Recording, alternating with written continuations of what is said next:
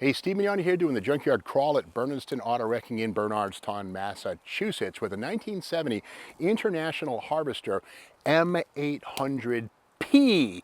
P for postal delivery van. Now this family of vehicles replaced the Metro, which first came out in 1937 and ran through 1964. But again, the M800P postal unit arrived in 65 and is much more utilitarian and frankly basic. Now you got to remember, the U.S. Postal Service launched in 1792 and delivers 30 or something like 47% of the world's mail to this day. World's mail, 47%. In fact, there are 31,330 U.S. post offices in this country right now as we speak, and they handle 128 billion pieces of mail every year. And vehicles like this are used for rural delivery and also city delivery. Now the beauty of the M800 was its utilitarian design, the flat nose, the down slope, so the driver inside had no restricted visibility. He could look out and see anything and everything in tight quarters of the city. Don't look for a lot of power in these things either. Although it is made by International, later versions like this 1975 have American Motors supplied engines. That's a 196 inline six, although there was also a 232 that was a possibility, and perhaps some V8s in commercial versions of this. But again, the ones made for Uncle Sam for the post office detail were absolutely economy-minded six cylinders like this one here. But the utility of the M800 is seen here in the way the blinkers are up high for the world to see. If you're in New York City and you're navigating through Fifth Avenue or Park Ave, whatever, the world sees when you're going to take a left-hand turn into traffic. And these are unit construction vehicles. This one here, the suspension has been removed, but if we look down here, we'll see the remains of the hard points for the upper control arms and the shock absorbers. And inside, like all post office vehicles, right-hand steering. Why would you do that? Well, for the most part, as we drive on the right-hand side of the road here in America, the post office boxes are on that side. This allows the driver a little bit more ease in delivering mail to your box or getting in and out and not facing traffic. Instead of getting out toward the curb is a better idea. Now this is special interest autos right here. This is the April 1980 issue, and inside there's a whole report on post office vehicles. And we see it right here, sorting through the history of the postal truck.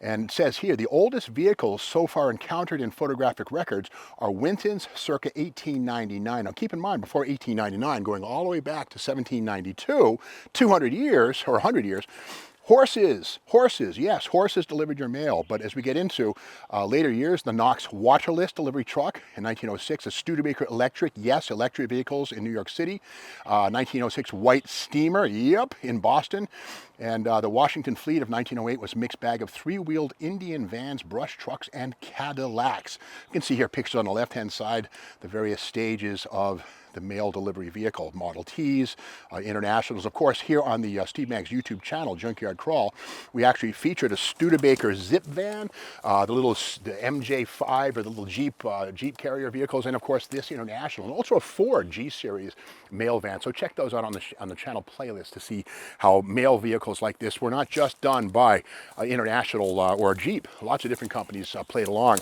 Now, as we go here, we see big windows for visibility in and out, and the little doors we see up here are very useful for keeping the passenger, the occupant I should say, very warm or cool for circulating air in the summertime. And again, even the most modern LLV, the Grumman Long Life vehicle, which has been out of production for like 20-something years. They're all recycled, the ones you see. They don't have air conditioning, not yet. The new breed apparently is going to have AC, so the mail carriers don't have to sweat as much. But back in 75, these were strictly no AC, just grin and bear it if you're the driver of this thing. Now this here is International Trucks, the history, and this is a 2002 book done by Frederick Crimson. And inside of this, we'll see that these little M-series vans were not just for the post office.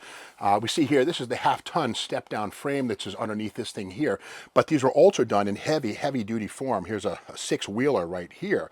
and these are up to 5 tons. So this vehicle was also sold to bread companies, etc. But the U.S. Post Office also bought bunches of them for mail delivery, as we have right here. Of course, we know it's a mail van because of the blue and white paint scheme and no license plates. One thing about post office vehicles is that they don't have license plates. Rather, they have numbers on them, which identifies them. I guess simplifies the bookkeeping for Uncle Sam. But again, we get through this one. It's steel, no aluminum here, although Grumman and the company that made this one, Dyna, did offer aluminum versions to the industry if they wanted. Uncle Sam bought these things of steel, much cheaper, a little heavier. With that said, the budget was in effect. Over here we can see the right-hand drive and the International Truck steering wheel. This is a parts bin special right here, right out of a heavy-duty International truck. Does the job there as well as it does here. Here are things like the American Motors sourced automatic shift quadrant right out of a Gremlin. An AMC Gremlin would have this on the floor right here. And underneath the floor would be a Chrysler Torque Flight. Yep, the old 904 or a 727 to back up that 196.6 popper. But again, 100-mile-per-hour speedometer. Good luck. And with that, of course, there were no speed governors in these vehicles. But with that said, I don't think they could really exceed maybe 60 miles an hour. And certainly that would have been in violation of the employee conduct to do that. And one great thing about the post office, they're always hiring right here. And one of the best jobs, really, if you want steady work, is go to work for the U.S. Post Office. I always wonder and marvel at the idea that for the price of a stamp right here, you can send a letter anywhere in the country. In fact, if we do this right here, we can send this Chrysler New Yorker fender anywhere we want. Okay, that's wishful thinking, but theoretically, the forever stamp, which I think was 32 cents, maybe something like that, theoretically, those things are good forever, even 20 years from now, and maybe a whole book will get this fender shipped to somewhere on the other side of the planet. But again, that's a story of how International was in there swinging with Ford and Grumman and Jeep and everybody else pretty much for the lucrative mail truck market. Now, we've got to remember, too, that the LLV, the Grumman that you see pull up in front of your house if you live in the country, those things are 30 years old right now. They're made for, I think, 84 through 97, 1984, 97.